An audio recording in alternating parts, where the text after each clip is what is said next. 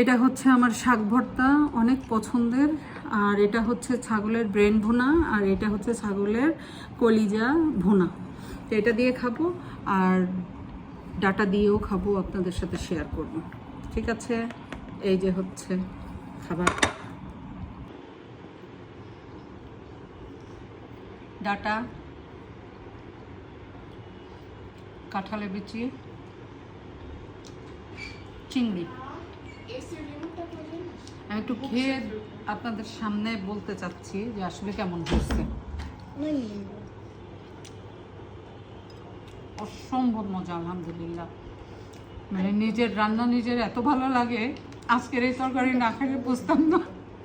অনেক মজা। প্লিজ আপনারা কিন্তু ডাটা, চিংড়ি আর হচ্ছে কাঁঠালের বিচি, চাইলে আলুও দিতে পারেন, দিয়ে একটু ঝোল ঝোল করে রান্নাটা করবেন। আমার চিংড়িগুলো অনেক বড় ছিল বিধায় আমি 2 পিস করে দিছি।